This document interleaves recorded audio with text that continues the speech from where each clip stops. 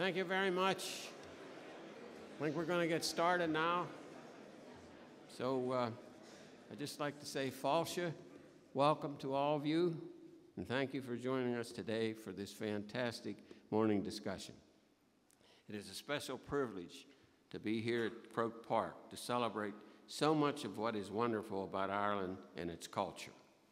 We are here today for the Embassy's third annual conference. This clearly is the best and, of course, the biggest crowd.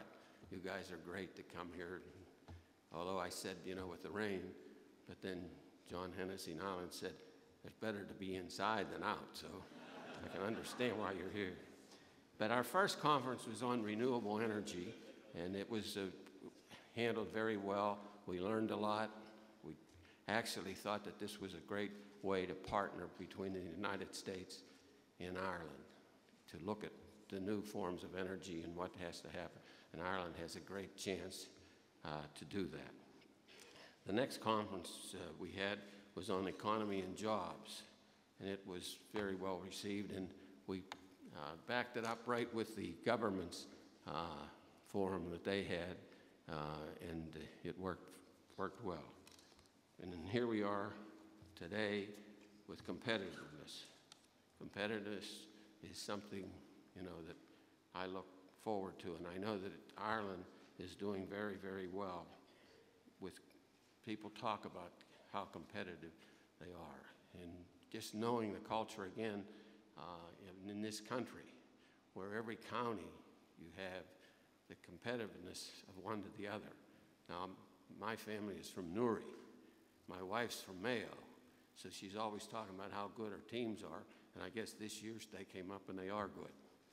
But Don is not too bad either. The Taoiseach last night spoke to a few of us and talked about, he set the stage, I might say, for exactly what the conference is going to be, and it was really well received again. This conference began as a way to look at how some of the ideas which are behind the Rooney Rule can be incorporated into other areas, the classroom, business, living rooms, the medical field, sports leagues. And I have been called by many of the institutions in those particular fields asking me about diversity and how it has worked. It has worked just super for the National Football League. And I know that adopting change and new practices can be difficult, but the rewards are significant. And as I say, some people, when you consider, what you're trying to do with diversity, and they're reluctant. They said it has to be voluntary. Well, in the National Football League, we found, and we were able to get 32 teams, 32 owners to vote that they would accept, the diversity which we suggested, where you have to interview a minority if you're hiring one of the heads, the head coach, the general manager, or someone other significant person. And it's really worked well. And I believe to be truly successful, everyone needs to have an equal chance to compete. And this is true in sports as well as business. It is a special also privilege for me to have a very, very good friend in Bill Johnson, who is the CEO of Heinz International in Pittsburgh. The Heinz Company and the Heinz Family Foundation are tremendous in what they do for the community. And I speak really to the community of the world. Heinz has plants here in Dundalk and other operations in Dublin. And they have really, been super for actually, as I say, for the world. Bill's father was a coach with the Cincinnati Bengals, so we have a little bit of trouble when we're playing each other, but his father was a great man. I always considered him as one of the top people, one of the good people in the National Football League. So it really is another special time.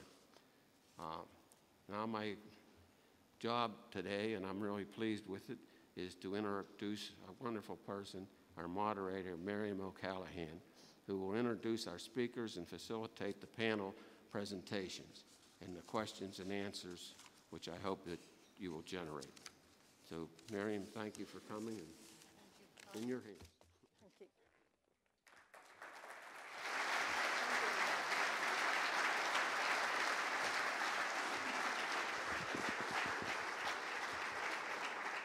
Thank you so much, Ambassador Rooney. I'm delighted to be here this morning in the surroundings of beautiful Croke Park. It's a wonderful conference, and I think we should pay tribute to Ambassador Rooney for levelling the playing field, strengthening Ireland's competitiveness. You've been a great friend to Ireland always, Ambassador, not just with the Ireland funds, but with everything else, and I think we should all give you a round of applause. Thank you very much.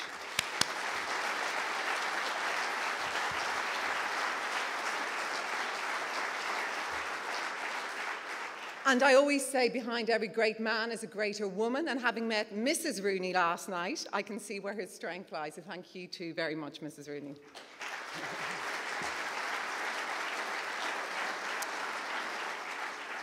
Okay, first up this morning is Bill Johnson. Let me tell you a little bit about this man who's flown in especially for this conference today and is heading straight back to Pittsburgh.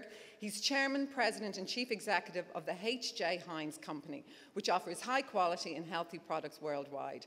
With more than $10 billion in annual sales, Heinz has 50 companies of leading brands in more than 200 countries.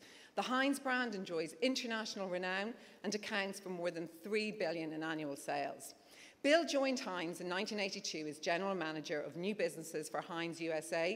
In 1984, he was promoted to Vice President Marketing for Ketchup, Food Service and Sauces. He was named President and CEO of Heinz Pet Products in 1988 and assumed leadership of StarKist Foods, Inc. in May 1992, when the pet food business and StarKist were reunited. These businesses were spun off and merged with Del Monte Foods in December 2002. In 1993, he was named Senior Vice President of Heinz and joined the company's board of directors. His responsibilities included Heinz operations in the Asia-Pacific area, which included Australia, New Zealand, China, Thailand and South Korea, in addition to all the canned tuna and pet food businesses of StarKist Foods. He became President and Chief Operating Officer of Heinz in June 1996 and assumed the position of President and CEO on April the 30th, 1998. He was finally named Chairman, President and CEO on September the 12th, 2000. He's married to Susie. They have a son, Brad, and a daughter, Tracy. Give a very, very warm welcome to one of the most important CEOs in the world, Bill Johnson.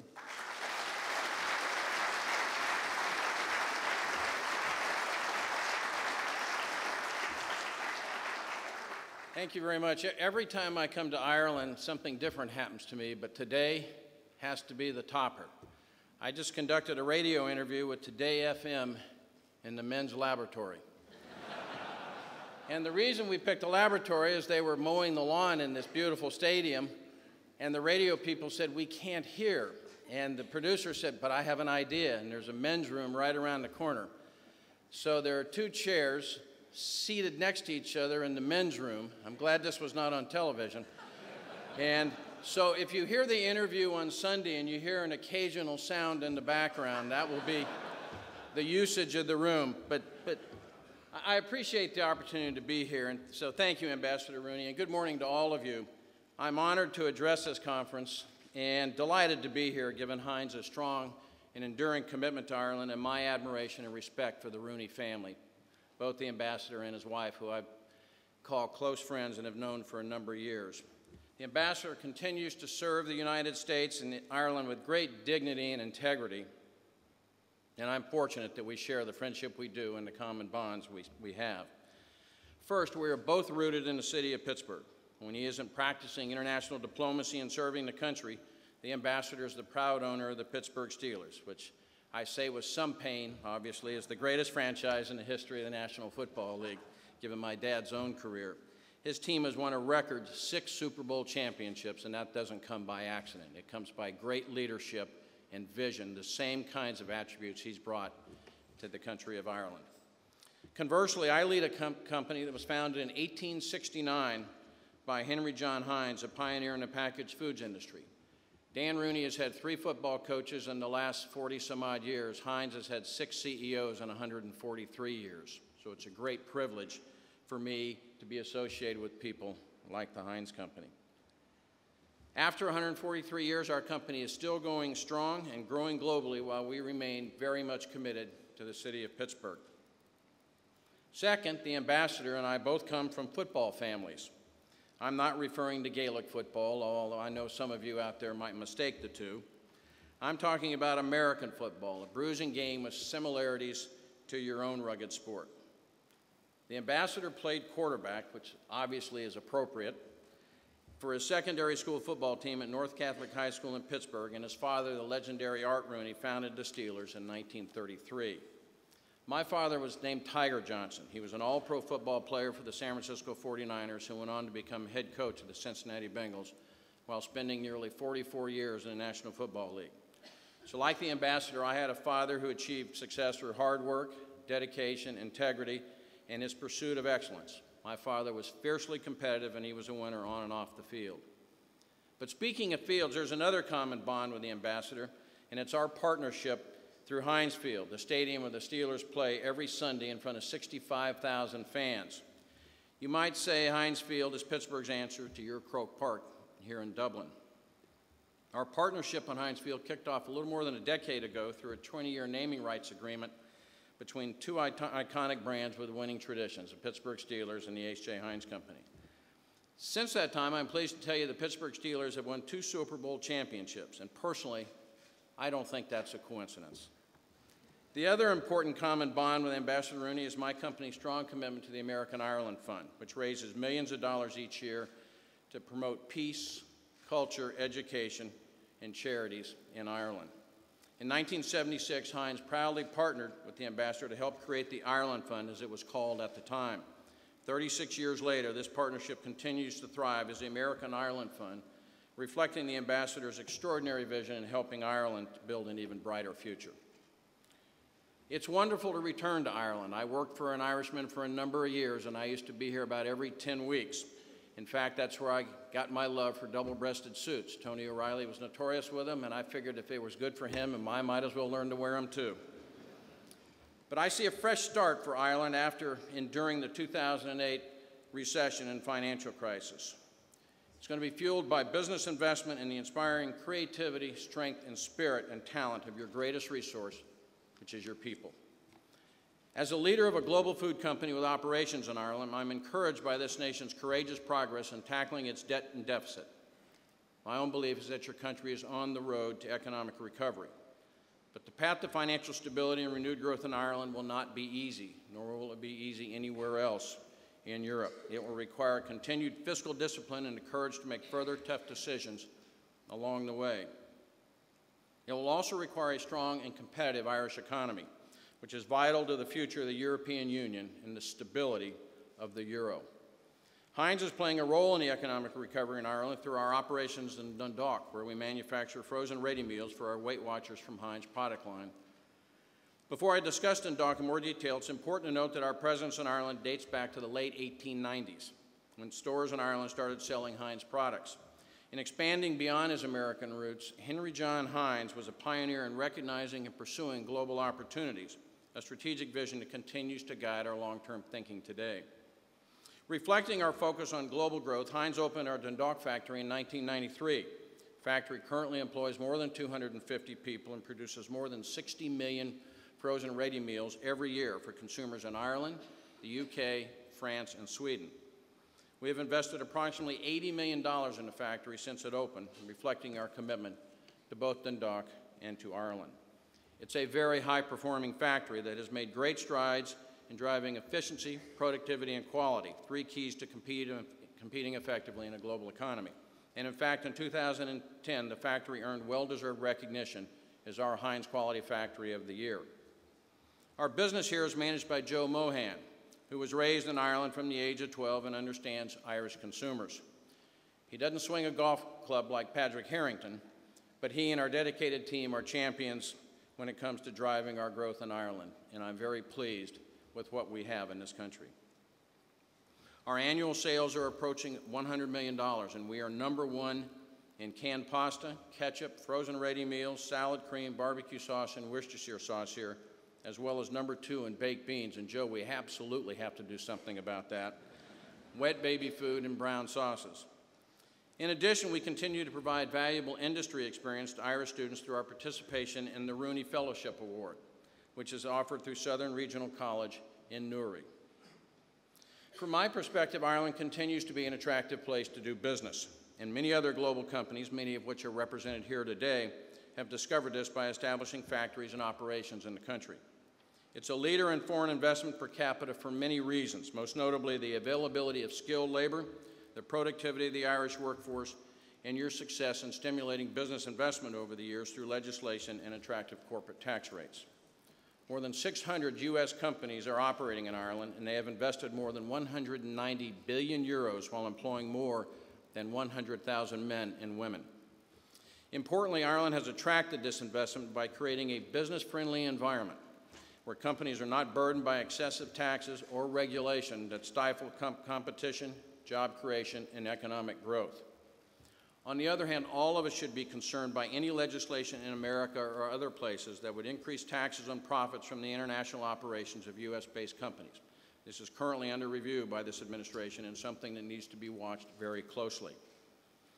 In summary, Ireland is an important and hospitable market for Heinz. We enjoy doing business here. We have built a close relationship with your nation and the people of Ireland, and I look forward to continued growth in the Emerald Isle.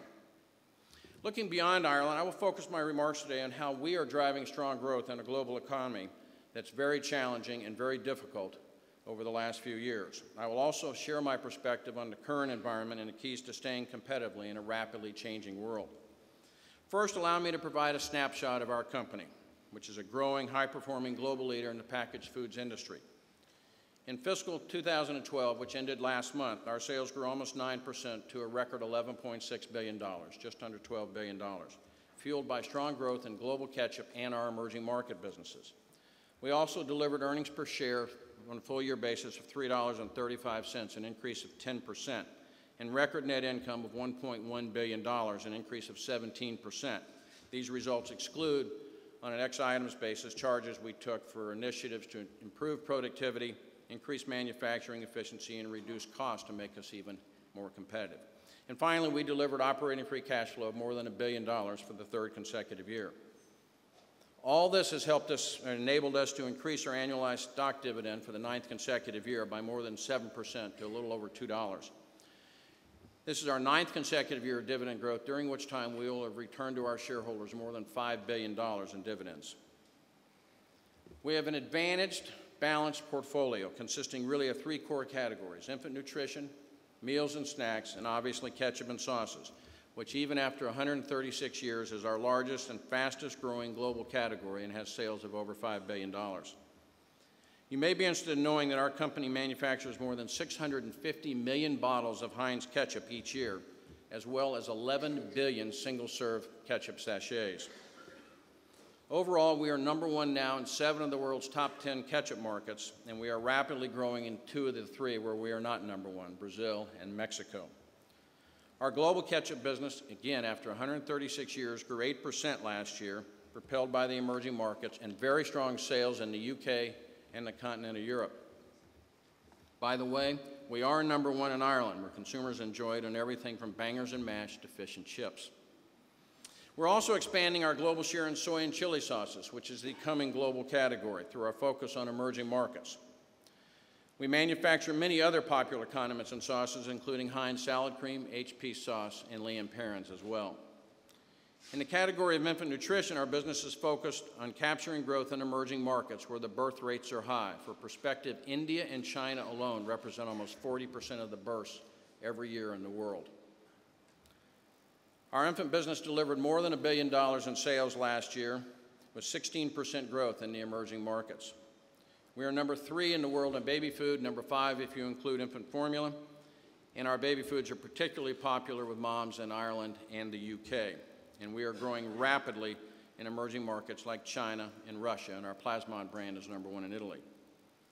Our third category is meals and snacks, which many of you would know from a bean standpoint or a canned pasta standpoint. It's primarily focused on the US, the UK, Australia, and New Zealand. We have 2 distinct segments: a frozen business that represents about $2.5 billion in sales. It's predominantly a Western European and a US business, and again supplied greatly by our Dundalk facility in Ireland. and a strong and growing almost $2 billion ambient portfolio that's anchored by Heinz brand beans, soups, and pasta meals, and outstanding businesses in the UK and New Zealand.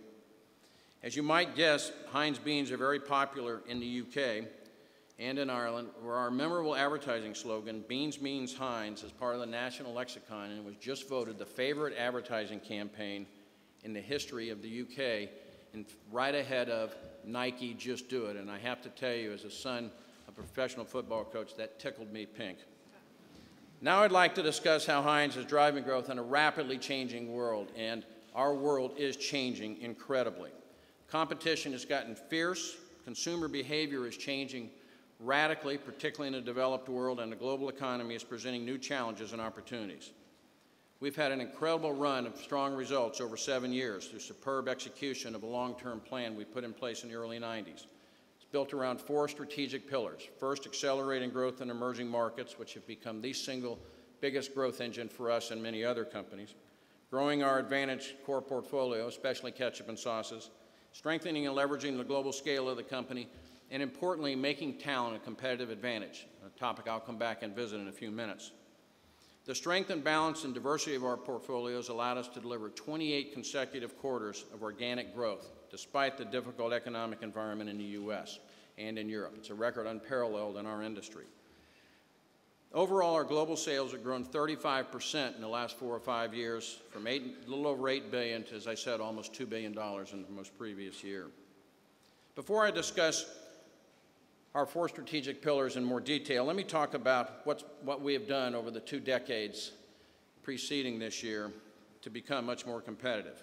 The first wave of transformation began in the late 1990s. It included aggressive cost cutting and our first real foray into the emerging markets with an acquisition in Indonesia in 1999. During this phase, we overhauled much of our supply chain and our cost structure. We also reconfigured and streamlined our global manufacturing, and we shed numerous underperforming assets and businesses. These were critical to establishing the basis for future growth. The second wave focused on portfolio optimization and realignment, highlighted by our decision in 2002 to spin off our North American baby food businesses, our canned soup, pet food, and tuna businesses. We later shed our European seafood and New Zealand poultry businesses as well. These moves simplified our company, reduced our number of core categories from 6 to 3, and really increased our emphasis on ketchup and sauces. We also added scale with the acquisition of HP and Lee & Perrins, to name just a few of the businesses we've bought. In the third and most recent wave, we've dramatically increased marketing behind our key brands while accelerating investments in emerging markets. So despite the down economy, we continue to invest aggressively. In short, we built a sustainable business model that's better aligned to deliver consistent growth in the changing global environment we all operate in. Here's a brief overview of what we've done, and I think very relevant to many businesses in this room. First, we continue to accelerate growth in emerging markets, which, as I said, have become a huge economic growth engine during the recent downturn.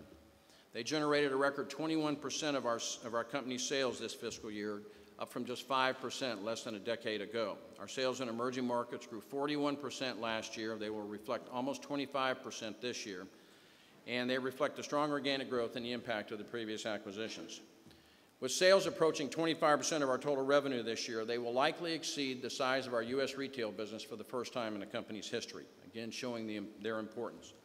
We are well positioned. We have fast-growing businesses in these economies and in their large populations in Brazil, China, India, Indonesia, and Russia.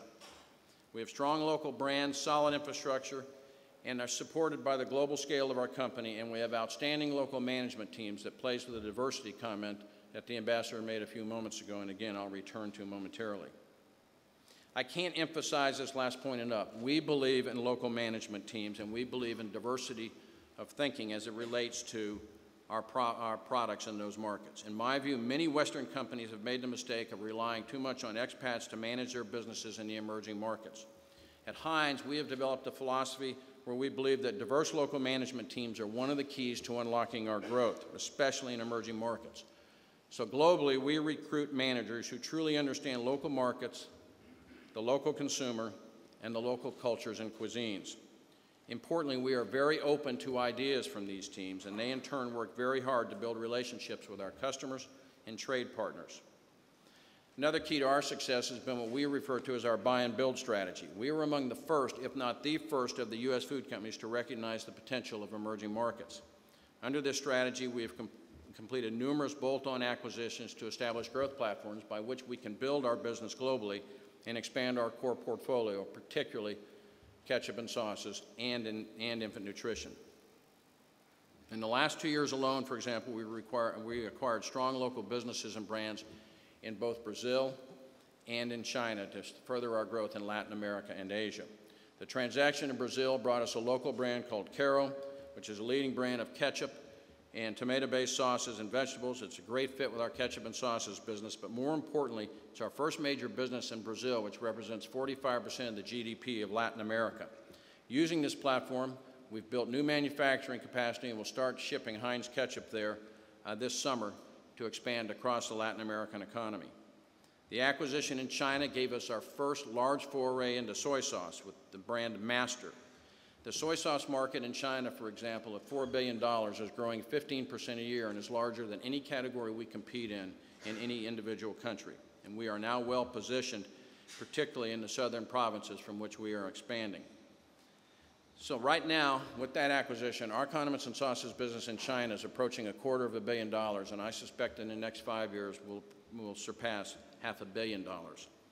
And we have only scratched the surface of the potential there, and it is something we all have to deal with. Another key to our success in emerging markets has been our willingness to tailor products to the local marketplace and local tastes and preferences, which in some cases are very different than those of us from the West are used to. That's why we manufacture soy sauce in markets like China and Indonesia, and we manufacture hot sauces in Indonesia and other markets. But we're also focused on affordability, something that's going to have to migrate back to the Western world. In Indonesia, for example, we sell almost 5 billion individual packets of soy sauce at 3 cents apiece, while offering larger packages geared to more affluent households. As the demographics change in our own markets in the West, we're going to have to recognize the value-seeking that consumers are looking for. So this brings me to a relevant point. When we market products globally, we don't assume that our brands, our pricing, or our packaging will play or necessarily translate well to these markets. To win, we believe we must understand the nuances of every market we compete in and adapt our strategy, marketing, and product line accordingly. When I joined Heinz 30 years ago, our sales in emerging markets were a blip, particularly in the Asia Pacific. When I became CEO in 1998, I was determined to change that, and I think we're well on our way to succeeding. So whether your company is based in the US, whether it's based in Ireland or elsewhere, a strategic presence in the emerging markets is increasingly critical to competing effectively in the global economy. That does not mean shipping jobs to these markets. It means creating business environments where we can leverage the infrastructures and strength we have created in the West. I see enormous growth potential for our business and packaged foods in particular in these markets. 85% of the Earth's population lives in these markets, and the middle-class consumers already outnumber those in the US and most of Western Europe. We also have been focused on growing our core business with an increasing emphasis on ketchup and sauces, which is the heritage of our company and how our founder first made his money. To sustain growth, we've significantly increased marketing and investment and innovation over the last 6 years, despite the global economy. While it's very tempting to trim marketing expense in the challenging economic climate, we've done just the opposite. While others are pulling back, we're moving forward, and that's just being the son of a coach. That's what I learned when I was a young man. This has resulted in our top 15 brands, which represent about 70% of our company's sales, growing consistently over the last 6 years, despite the economic uncertainty and the change in behavior we're seeing in consumers in the developed world. We monitor consumer behavior very closely at Heinz, and here's what we're seeing in the US and Europe, and I must say it's an anomaly versus the history that we've experienced. Consumer confidence, a harbinger of spending, remains low and unemployment remains high, which is no secret to those of you in this room. Many consumers in developed markets believe we are in recession. All of our research says that most consumers around the world, whether they're in recession or not, still believe we are in recession, with the exception of the emerging world. Consumers in developed markets are increasingly divided between struggling and more affluent consumers, and the bifurcation has never been as great as it is now. The middle class is shrinking virtually everywhere. They remain consumers in developed markets intensely focused on value to the degree that I have never seen in my career. They're preparing more meals at home, they're shopping on tighter budgets, and they're redeeming coupons at record levels, and it goes across all the income stratifications. Finally, the consumer's focus on value in this environment has fueled the growth of private label products, or store brands, and Ireland's no exception to that trend. Fortunately, we've been penetrated less than others because of the strength of our businesses and our brands and the history of some of our great products. So to remain competitive, you have to increase the level of innovation and launch new products that meet the consumer's growing desire for value and for convenience. And what we've done is we've reverse innovated. We are bringing products now from the emerging markets into our Western markets and starting to produce them locally in the West. That includes a 10-ounce Heinz ketchup pouch, for example, that we price at 99 cents in the United States. It's the lowest price we've ever offered ketchup on a sustained basis. We're going to do the same thing in Western Europe. It's just now going in to the English market. It's one of several smaller-sized sauces and condiments that consumers are telling us they want. This pouch, this idea, which we are using now on ketchup, mayonnaise, mustard, soy sauce, cheese sauce, it's a very cost-effective alternative to glass, tin plate, and plastic, and it's a great example of the reverse innovation comment I just made. We first perfected this innovation in the emerging markets like Mexico and Russia, where the flexible pouch has helped Heinz ketchup become #1 in the world's third largest ketchup market, which is now Russia, which in the next 5 years will probably be the biggest ketchup market. So now we're bringing it to developed markets, where households are getting smaller and the ethnic populations are growing, producing significant changes to the use of in the mix of our consumers. Separately, we have launched a new and potentially very disruptive innovation, something we're very excited about, called Heinz Dip and Squeeze Ketchup. We've already sold 1 billion packages of this product. It's fast becoming a significant global priority for the company. Dip and Squeeze delivers 3 times as much ketchup as an ordinary single-serve packet. It's a dual-function package. You can squeeze off the tip and squeeze it, or you can open it up and dip. It is amazing how a little innovation like this in terms of consumer perception has changed an entire market, and we are rapidly moving this across the globe, produced right now in the U.S. and eventually in Western Europe. So it's changing the way American consumers enjoy meals. It's allowed people to feel confident about allowing their children to eat in their backseat of their cars. And having said that, I will not let my grandchildren near the backseat of my car, which is why the car seats are in my wife's car. So to win in this environment, it's important to be first. And as I said, we shipped over 1 billion of these last year. We've also launched, recognizing the environmental concerns, particularly across much of the world, Plant Bottle, in partnership with the Coca-Cola Company. They've developed an exciting technology that unlike traditional plastic bottles that use fossil fuels, these are made with 30% of natural renewable resources, in this case, the waste of sugarcane in Brazil. We have introduced Plant Bottle in North America and will eventually bring it to Ireland and the rest of Europe when we have sufficient product supply. So our focus on product and packaging is supporting our continued growth in ketchup and has helped drive our growth across continental Europe, where we are #1 in 9 of the top 11 ketchup markets, despite a very volatile economic environment. We are also constructing a new innovation center. That innovation center is being developed in the Netherlands, and we had a debate about where that innovation center should grow. We put it in what is called Food Valley in the Netherlands because of the availability of skilled labor and R&D capability. It's modeled after our successful facility in Pittsburgh and is designed to accelerate new product development. We will open a similar facility in Asia within the next 3 years. And to sustain growth in our businesses, we continue to innovate with products like balsamic vinegar ketchup, which was launched originally in the UK. We've now taken to the United States and will eventually take to other markets. It's also just now hit the Irish market. Think about this. Our founder introduced ketchup in 1876, and it is still our fastest growing business. So 136 years later, we are proving it's not mature.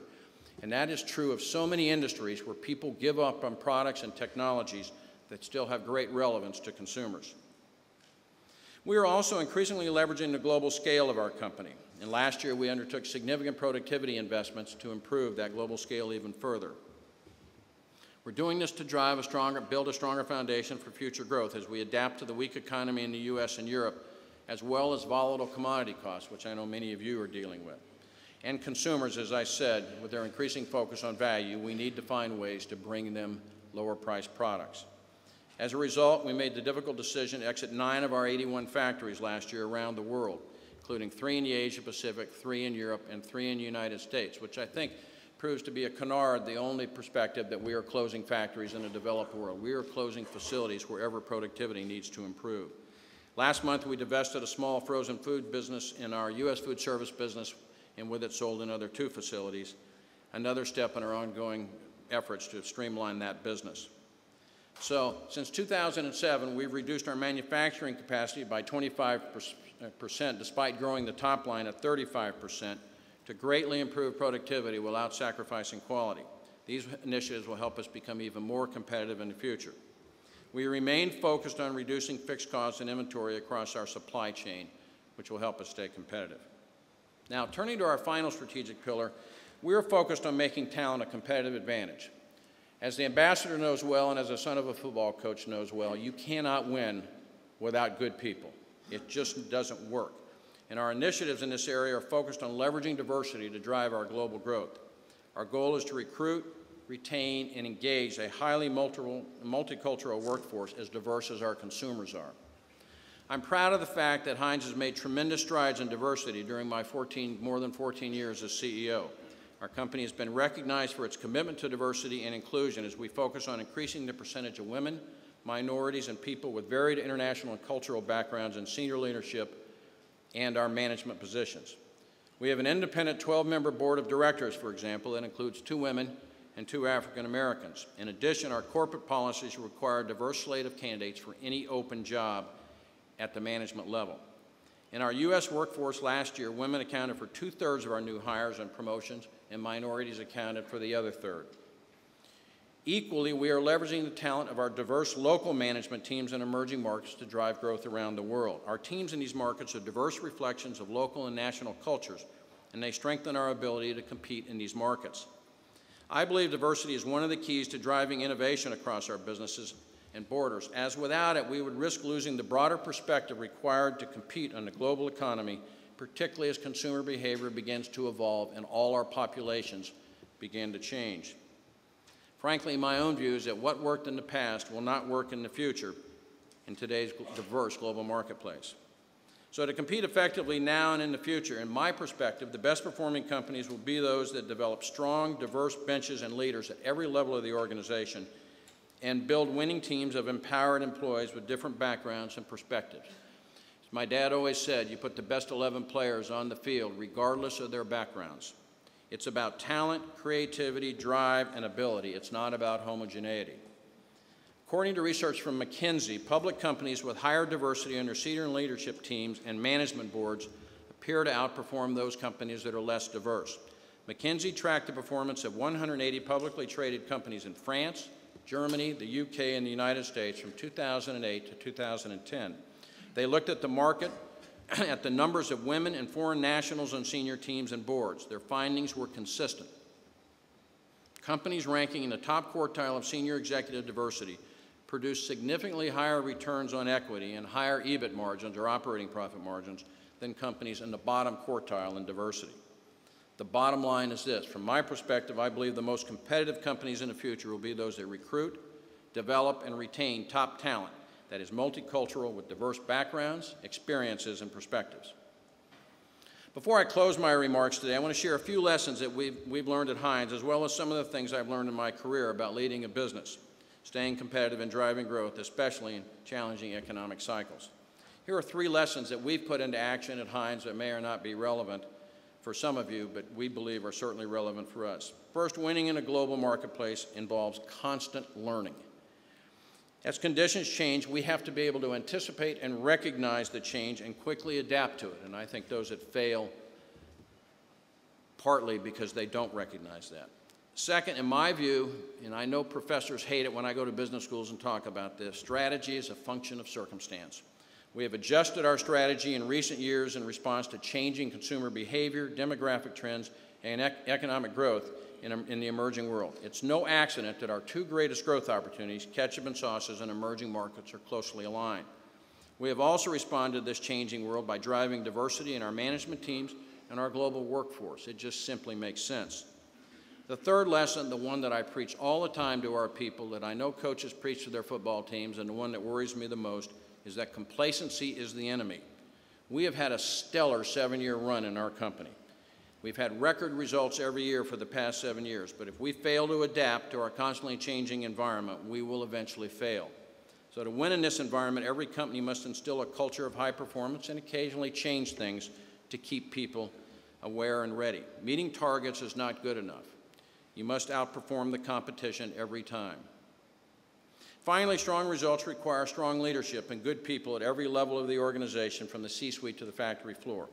Great CEOs and leaders adapt to changing business environments. They take action in good times to ensure good performance in tough times. But the true test of our leaders, as far as I'm concerned, and one of the comments I made this morning on this radio interview, is what happens after we leave. If our businesses or teams fall apart without us, we have not done our job very well. We have no better example than the Pittsburgh Steelers, where 3 different coaches have won Super Bowls over the last 40-plus years, which is a real testament to the leadership of the Rooney family and, frankly, a model for us in business to emulate. And as I learned from my father, as I said, to win, you have to put your best team on the field. To quote James Joyce, you want to work with the top people because only they have the courage, the confidence, and the risk-seeking profile that you need. So in my career, I found that the ability, tell my wife I'll call her back. So in my career, I have found the ability to lead and adapt to change, which comes from open debate and communication. To make decisions that will make Heinz more competitive, I want honest, unfiltered information and the benefit of diverse points of view. To keep our company competitive, I've learned that the most valuable thing I can do as CEO is develop good people who will lead the company in the future, people with a commitment to diversity, quality, integrity, and most importantly, winning. In summary, to be competitive, you have to build organizations that can adapt resiliently to changes in the environment. And you must build a diverse, driven, and talented team intentionally focused on outperforming its competitors, not just meeting internal targets. It's true in business, it's true in sports, and it's true in politics. That is what we are trying to do at Heinz and have done successfully. We continue to grow globally. We continue to build our most important business, ketchup and sauces, and in emerging markets, despite the challenging and economic difficulties we are facing. Driven by my desire to develop strong leaders at our company, I commissioned a study that surveyed more than 24 of America's top CEOs. The findings were illuminating, so we published a book called Preparing CEOs for Success, What I Wish I Knew. There's not a single business leader I know or coach I know that when he starts on his first day, 4 years or 5 years later said, gee, I wish I'd have known some of this. That's what we're trying to pass on. One of the most crucial lessons all the CEOs shared with us was the importance of ethics, transparency, and integrity, principles that are the foundation of our enduring success at Heinz. We are proving once again, as our founders said over 100 years ago, the world is our field. So thank you again for the opportunity to participate in this conference. It's always good to see my friend, the ambassador, and his wife, and to visit Ireland, a country I really do love, and a country that I hope is writing a new chapter in its ancient history as a model for continued business investment in the 21st century, as you are blessed with the best talent and the best resources anybody could want. You're really good people. So thank you very much.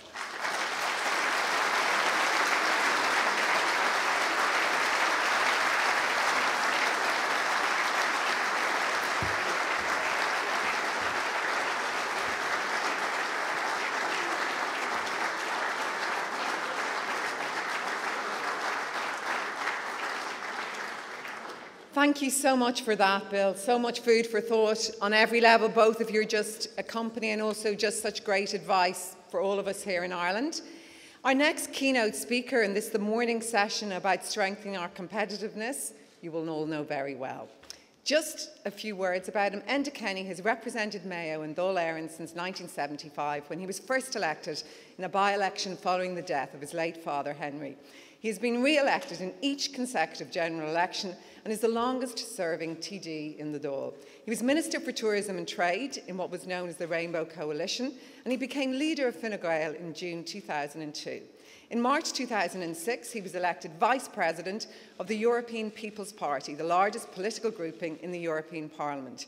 He has a deep interest in Anglo-Irish relations and North-South political developments and is a past member of the British-Irish Interparliamentary Body. He was elected Taoiseach last year on March the 9th after leading Fine Gael to their best ever election result, winning 76 seats. He enjoys hill walking, golf, cycling and listening to modern music. He climbed Mount Kilimanjaro in support of 3 Mayo charities in 2003. Ladies and gentlemen, I give you our Taoiseach, Enda Kenny.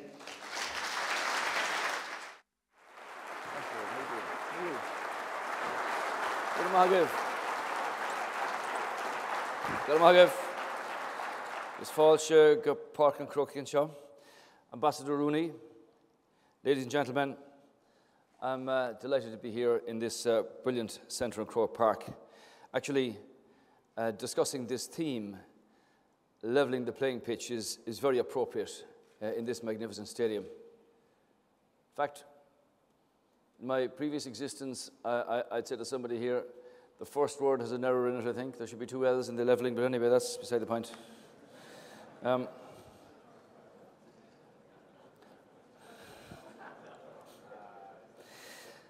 This iconic stadium actually is a symbol of all that is best about this country's competitive spirit. The origins of hurling, which is our national game, go back many centuries indeed. And the epic battles that take place on this pitch actually connect us to our history in a really deep way. Later this morning, I know that you will hear from one of the great iconic broadcasters, Micheál Moderator, who's down here, who has an ability to paint pictures that stay with you forever in your mind. Wonderful man. And I'm sure he'll tell you some of the stories of giants and would-be giants that participated and who participated on this pitch. The sporting games that we play in this country, they reveal a lot about us as a people who are creative, who are hardworking, who are skillful, optimistic and resilient. Yesterday we had the Olympic torch visit Dublin, here to Croke Park. This summer, as you're aware, in a few weeks' time, sports followers from all over the world and from competing teams will participate in London. But obviously here in our national stadium, teams from around the country will compete for the honour of being champions of our country. They recognise that while winning is important, ultimately it is about taking part and proudly representing their county, which is so important in young people's lives. Of course, we know that the US shares our passion for sport. I had the privilege of being in the Oval Office with the President, and last year I said to him, of all the appointments made to the diplomatic corps by the United States, the appointment of Dan Rooney as ambassador here to Ireland was very significant indeed, and I described Ambassador Rooney as a man of long experience and wise counsel. He's done a wonderful job for this country and for relations between the US and Ireland. I commend you for what you're doing, Dan.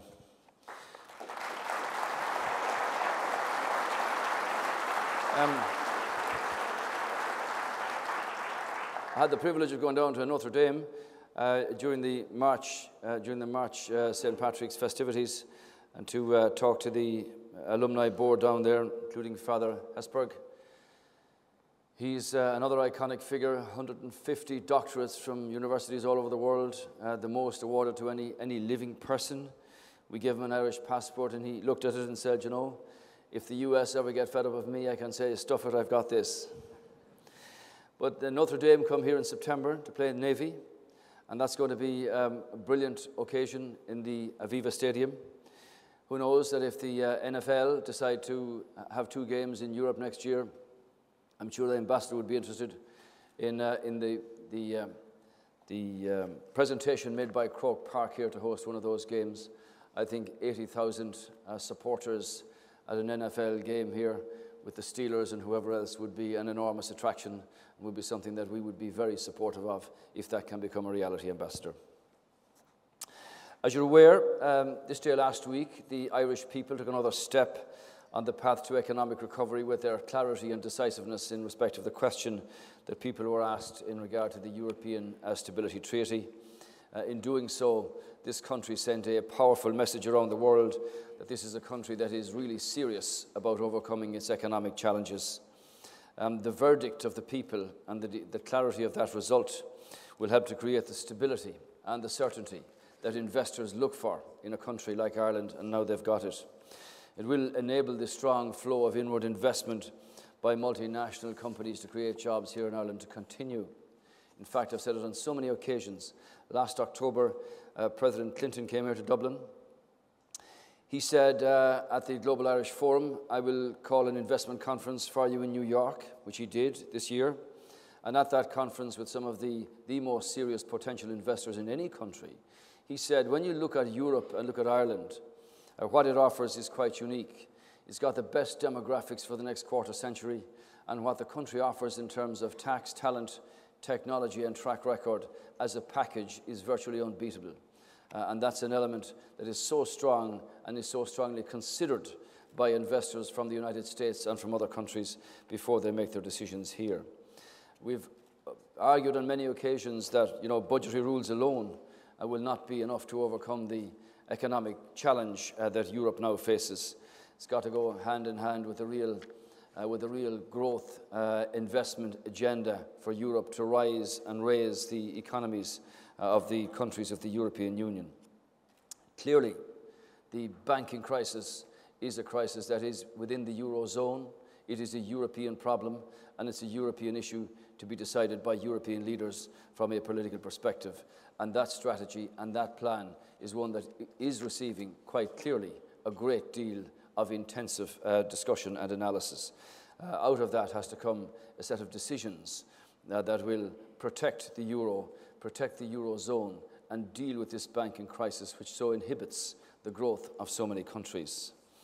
Last year, when the government was elected by the people, we made it one of our top priorities to actually restore the reputation of the country internationally.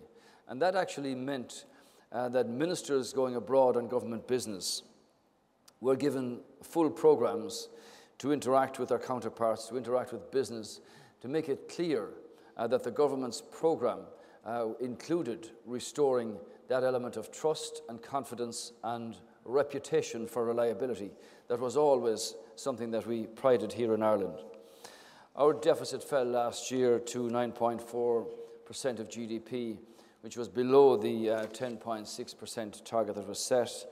The EU Commission forecast that Ireland's deficit will come in well below 8.6% of GDP targets this year. At the same time, we've brought a determined focus to the agenda for jobs and growth and have published our own programme with 270 specific proposals for small and medium enterprises and for small operators to get the indigenous economy stimulated and give it that sense of opportunity to grow and expand. We are experiencing the second successive year of economic growth driven by exports. The European Commission expects Ireland's growth to accelerate to 2% next year, despite a weak European performance. These things are very hard to predict accurately because there are so many issues that affect growth figures at the end of the year. Our current account of balance of payments is now positive. Ireland is paying down its debts. This is an important indicator of sustainability. Exports are booming. 2011 was a record year for exports by indigenous companies. Employment grew by 10,000 in the last quarter of 2011 on a seasonally adjusted basis, which is the first quarterly growth since 2007. Clearly, the bond markets are looking at Ireland. They take note of Ireland's performance. Yields on 9-year sovereign bonds have more than halved since last July. It's important to note that markets don't react, they anticipate, and they look at what a country is doing in terms of its stability, in terms of the decisions being made by government, before they give an answer in terms of their investment decisions. And we'll continue to meet all of our commitments under the recovery programme, and we'll continue to work to position Ireland for a return to the bond markets when that's appropriate. So while that's all encouraging news, we recognise the scale of the challenge that our country and our people face. As you're well aware, governments don't create jobs, but we understand in this country just how critical it is to create an environment where the levers of democracy can work effectively and where opportunity can be provided for business to do business, for investment, for job creation, and for careers as a consequence.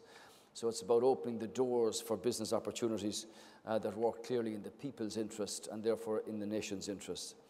This is something that the government and the enterprise development agencies like the Industrial Development Authority and Enterprise Ireland are very focused on and will continue to be very focused on. As I said, through our own action plan on jobs published earlier this year, the quarterly strategy will be published on a quarterly basis so that agencies and departments and ministers actually know they're timelined and therefore required to deliver in respect of those particular proposals. Returning Ireland to competitiveness is a key element of this action plan. We can see some improvements in this regard. The IMD World Competitiveness Rankings published last week show that Ireland is now back in the top 20 for competitiveness. We rank as number 1 in the world for the availability of skilled labour. We're second in the world for productivity and efficiency. We're rated number 1 for our flexibility and adaptability when faced with new changes and new challenges. And we top the rankings on globalisation and reform. This is borne out by the 2012 Ernst & Young Globalisation Index, which rates Ireland as one of the most globalised nations in the Western world. I have to say that when you visit plants around this country, when you see the scale of what people are actually doing in the context of creating the future which is coming at us, be it in software or IT or any of the pharma areas or the medical devices or whatever, the challenge and the energy and the excitement and the commitment of so many young people working in the sectors where they are is so exciting for them in that they're driving to change and create the future which is coming at us.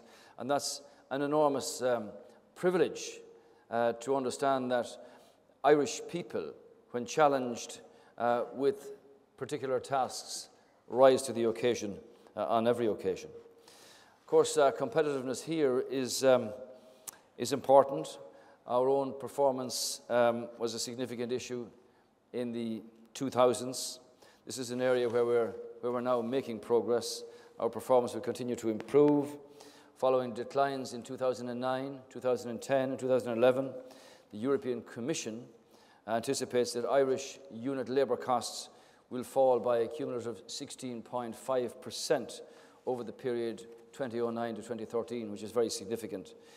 If you contrast that with labour unit costs in the euro area as a whole, they're forecast to increase by close to 6.7% over the same period. That means, in effect, that Ireland's become much more competitive than it used to be, and we want that to continue, because that's a fundamental element of decision-making for those who wish to invest here. These projections show that Ireland's relative position will have improved by about 22% vis-à-vis the euro area since 2009, which is a very rapid turnaround indeed. Similarly, Irish inflation was considerably higher than in the euro area in the early years of monetary union, resulting in a deterioration of our price competitiveness. In 2009 and 2010, however, Irish price levels declined while those in the euro area continued to increase. Irish inflation rates are forecast to remain below those in the euro area for the period 2012 to 2013 as a whole, which will further improve our relative competitiveness. However, as your conference today will understand, competitiveness is not just about bottom-line cost or statistics of that order. History shows that the diversity and inclusion of some multinations who are here can play a significant impact, a significant part in driving economic and social benefits. This is an area where Ireland has made a considerable and significant change in recent years. This country has transformed in so many ways over the past decade. Successive expansions of the European Union have opened up the Irish labour market and indeed the country. Ireland in 2012 is a very different and a better society because of the increasing diversity of our population. This benefits us in cultural and societal terms, but it also benefits us economically. In the last decade, the participation rate of women in the Irish labour market has significantly increased. So too has the ethnic diversity in the Irish labour market. According to the 2011 census, the number of Irish residents who were born outside this country continues to increase and stood at 766,770 in 2011. This is an increase of 25% on 2006, and it means that 17% of the population were born outside this country. We've benefited from exposure to very positive influences from other nations and from other cultures. We have become a more open and a more diverse society, and we've shown a strong track record in being welcoming of new arrivals and integrating them into our communities. This country has been obviously used to emigration for many centuries. We understand what it is to be a stranger in another man's land. With 70 million of a diaspora worldwide, the Irish understand interconnectedness and interdependence, and therefore human contact. And that's another reason which can never be factored into competitiveness statistics as to why people like to be here, because the Irish are gregarious, they're curious, they're inquisitive, and they do make people feel at home, and that's an important element of the personal relations between peoples, and we've got that in abundance. Recent survey has shown that the recession has disproportionately impacted upon our immigrant communities. We need to ensure that we work to mitigate the effects of the recession on everybody, and particularly on groups that are most vulnerable. It's vital that we ensure that the economic climate does not result in us losing the gains that we've made in recent years in terms of openness and multiculturalism. Of course, foreign direct investment, or FDI as we refer to it, will continue to be very important for this country. We, as you know, have a corporation tax rate of 12.5%. That remains and will continue to remain at the heart of our strategy to attract foreign direct investment here. Our talent and our track record, as I said, are equally important. As the chief executive from California said to me, the reason that we have moved to Ireland is not just because of your location, is not just because the fact that you speak English in the Eurozone, is not just because of the track record that you have, not just because of your legal system, which operates very effectively. It's because of the passion of the young people to rise to the challenge and do the job. That's what makes the difference at the end of the day. So we remain one of the best places in the world to do business. International surveys consistently place us in the top half-dozen locations for investment. I've made it perfectly clear my political philosophy from a business perspective is to demonstrate and to prove that by 2016, the centenary of the first years, the first steps of those who took the fledgling advances towards economic and political independence, that we prove that we're actually the best small country in the world in which to do business. 2011, last year, IDA-supported companies contributed €115 billion worth of exports to our economy. It's a massive figure. Clearly, multinational companies will continue to play a huge role in influencing Ireland's growth prospects. In the past few weeks, we've seen a number of very large multinational companies vote their confidence in our country here, like Apple and PayPal and Cisco and Amgen and Mylan, and HP and Eli Lilly and SAP. They underscore the continuing attractiveness of this country for decision makers about their investment portfolios. And as well as continuing that success in attracting foreign direct investment, we are taking a range of measures that are aimed at developing and deepening its impact. We made a number of changes, small individually but important, in the Finance Act of 2012 to make it attractive for senior executives to locate in Ireland, including in particular the Special Assignee Relief Programme, which was an issue that was raised by the American Chamber of Commerce with us on a number of occasions. We've also set up a register of advocates from the Global Irish Network who have volunteered to assist in a number of areas. That means that executives from companies here traveling abroad, we facilitate them if they're willing to do so, to talk to their business counterparts around the world about how business actually operates here in Ireland. And one of the first successes that we had in the recent scheme called Invest in Ireland was developed down in Carlow and Kilkenny by Terry Clune with the IDA, who put together the view that Irish diaspora working in firms abroad, that where those firms might wish to invest in Europe, that they should consider Ireland as a location for that investment. And the reward is a finder's fee if it actually becomes a reality. The first of those was actually put in place just a few weeks ago. I think that's going to be a very important, very successful scheme. Enterprise Ireland and the IDA are also working together to maximise the benefits and learning from Irish small and medium enterprises and from foreign direct investment. That kind of collaboration is key to what we have to do. Actually, the privilege of going to China following the visit here of Vice President Xi Jinping and had a number of companies, along with myself and Minister Richard Bruton, they actually signed contracts to the extent of over 35 million. But the figures and the potential is enormous in that sense. Chinese have to create 27 million new jobs a year. They have 8 million graduates leaving the universities. We've got 260 million farmers wanting to leave the land and move into the cities. The opportunities and the phenomenal opportunity for our exporting firms, indigenous and multinational, are enormous. I think you should know that as we make arrangements to take over the presidency of the European Union next January, that an issue that I would like to see developed as part of that presidency is something I've discussed with Ambassador Rooney before, which is the greater flexibility and involvement of EU-US relations, particularly in regard to trade, where free trade area could become a reality inside a relatively short number of years with massive potential for growth on both sides of the Atlantic. It's also an opportunity for Ireland to deal with outstanding issues insofar as trade is concerned with Canada, with Japan, with a number of other countries where trade agreements are in train. I also see real relevance here as a country that has a long experience of dealing in other nations, but which is non-aligned and has no military intentions, that we can do a lot to broker greater understanding of sensitivities that exist, for instance, between China and the US in so many areas where disputes arise. I think Ireland can have an impact during our presidency in the first half of next year in these areas.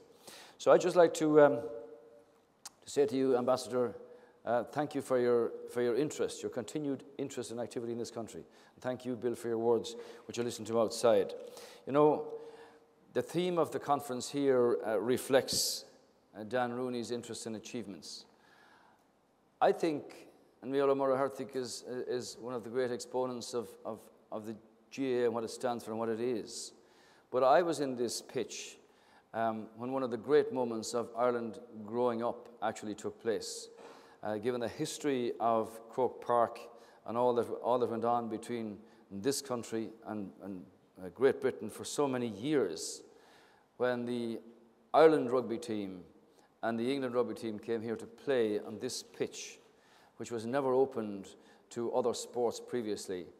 During the development of the Aviva Stadium, the Gaelic Athletic Association made an arrangement that these games could take place here in Croke Park, both soccer, football, as some people call it, and rugby union. And in the moments before the game began, on this pitch, when the Irish team and the English team lined up together, there was absolute silence and respect for both national anthems. I think that was a moment for so many people to reflect on the changed attitude of our country and our people. In fact, it was an example and a powerful demonstration of a country having grown up in its attitude and its impact internationally. Thank you, Miriam, for your chairing of this. I hope the conference is very worthwhile for all the delegates. Enjoy your day here in Park and Croke. Good morning.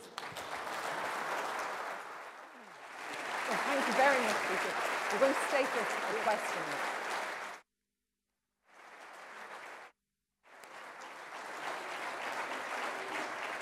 going to do the presents, aren't she? Yeah, I'll just say a few words and then we'll give the present.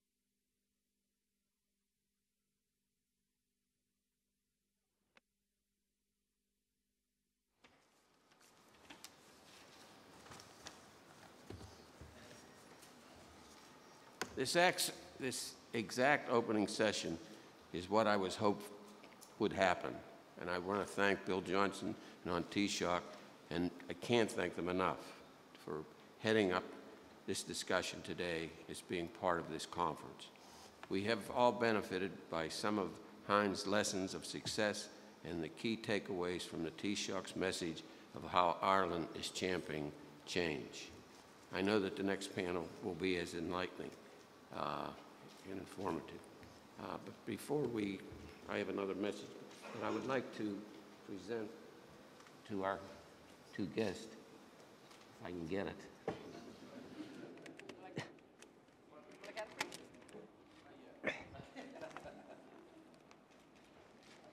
Excuse me. On Taoiseach, that's for you. Thank you very much. Thank you.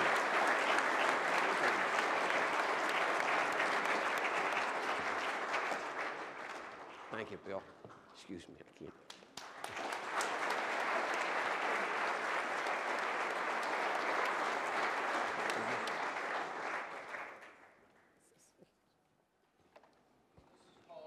Terrible towel. Thank you all for being here. And now we're going to take a short break for coffee and refreshments before we begin again. Try to be back by a little after 11. So thank you, and if you want to enjoy your coffee, we'll be back. Right. Thank you. Right.